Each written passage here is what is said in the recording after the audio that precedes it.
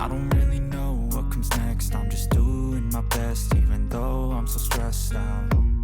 Everything just feels like a test that I fail, so depressed when I can't seem to get out. But something deep inside won't let me quit. I swear that I'm inspired by all this shit. Tell me that I can and I won't. That's what guides me the most. Your lies, I'll do what I want.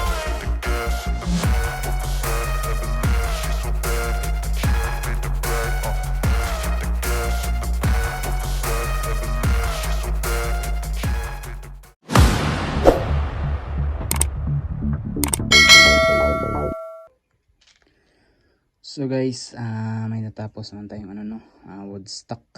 Yan. So Paul Woodstock talaga to siya, no? Requested ng paggawa. Tsaka nakabaon yung chamber. Yan. Yan. So yan yung sa para sa trigger, no?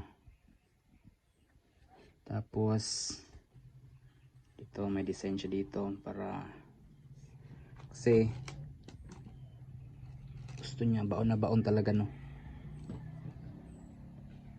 Para mabilog natin siya dito papunta dito. Kailangan natin siya ditong pakurbahin, ganun, no? So yan. So Paul Woodstock to siya, no? Nagpagawa nito, ayaw niyang pangalanan, no? So from Bicol.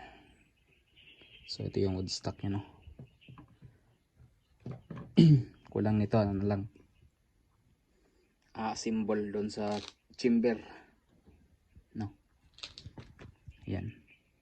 So banabaon yung 40mm na body chamber, no? So mapapansin yung mga idol, no? Ano siya, mahaba yung bakante niya dito kasi pabilog kasi yung chamber, no? So yung fit niya yung doon lang kalahati, no? So ito sobra siya kasi full talaga siya Woodstock, no? Wala talagang makita na chamber, no?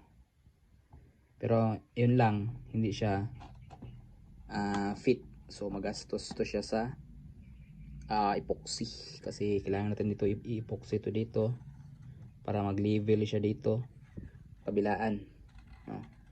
Para mag-level, para pantay siya dito, kumpara doon sa kung ikakat natin siya dito, dito na side, ikakat natin dito, galing dito papunta doon, ganun, ikakat natin, fit siya, parang ganito yung sistema niya, sa chamber. Pag ikat natin yung Woodstock or bawasan natin, no? Yan. So ang dating niya ganyan yung setup niya, fit siya dito sa sa gilid, ganyan na fit siya, kaso lang kita yung chamber.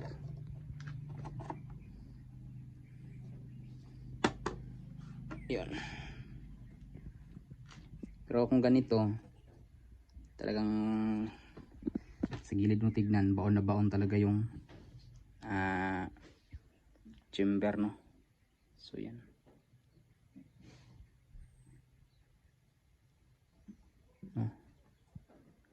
Baon na baon, no? Yun lang ang kagandahan. Full Woodstock talaga to, no?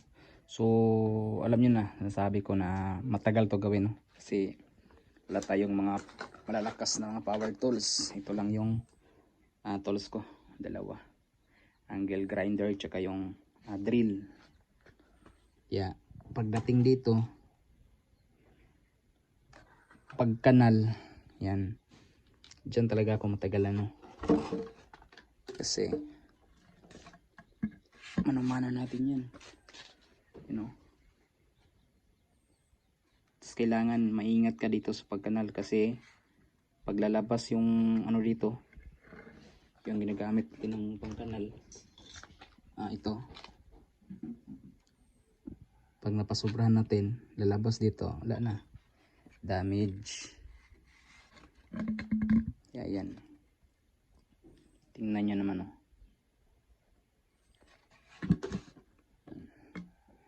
So wala kasi tayong mga tools tulad ng yung router, no? Na pang kanal. So hindi natin magagawa yan. Kasi wala tayong budget. Mahal yun. No? So talagang mano-mano lang. Tsaka isa pa, hindi rin kasi ako full time sa paggawa nito, no? Lagi ko yung sinasabi sa inyo na hindi talaga ako full time sa paggawa ng ganito laruan kasi may trabaho ako, no? So every day off ko lang talaga makagawa. Linggo, ganun. So ayan. Yung sa trigger niya, no? So malalim yun siya papunta doon para matago natin yung wire dito. Kasi yung wire dito yung dadaan eh. Tagos siya dito. Ito banda tagos. Yan.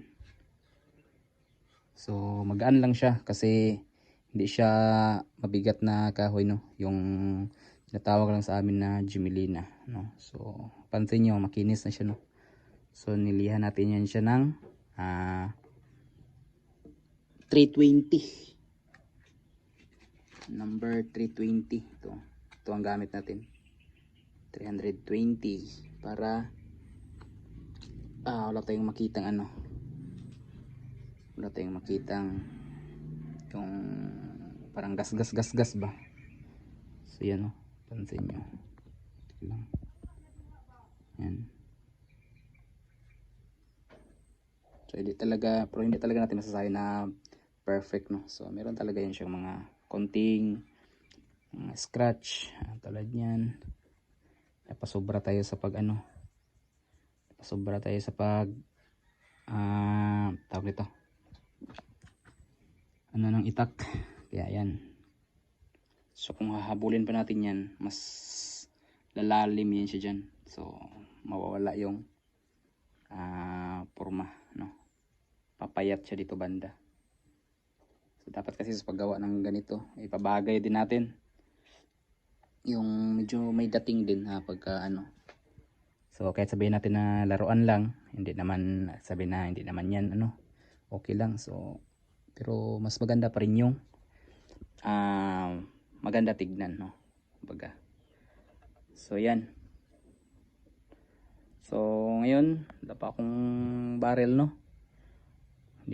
Wala pa ako, naubusan ako ng pang min barrel na 8mm, no? So wala yun doon, mga yun chrome pipe na 13mm saka 20mm, no? So yan, tirahin natin to ng blowtorch para mag dark siya, no? I-blowtorch natin to. So assemble na lang by sunod na linggo, ganun. Assemble na tayo doon. So tapos ng assemble, pintura, yun na lang. Varnish nito, goods na. So shoutout mo, may-ari nito from Bicol. So bossing, shoutout sa'yo. Alam mo na kung sino ka. Yan. So update ko kayo mga idol pag natira ko siya ng blowtorch, kung tingnan natin yung kalalabasan niya, kung gaano siya kaganda, no? Alright. So mga idol, ito na siya mga idol, yan. So nakikita na natin yung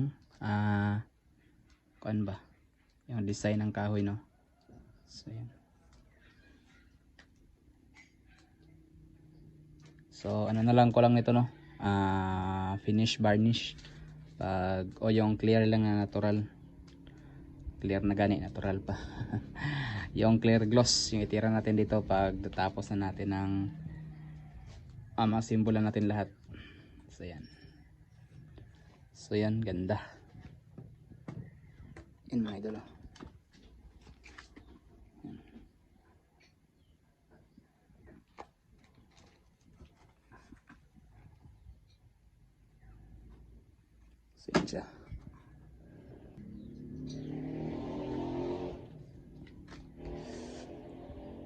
So yan siya, ganda siya mga idol no.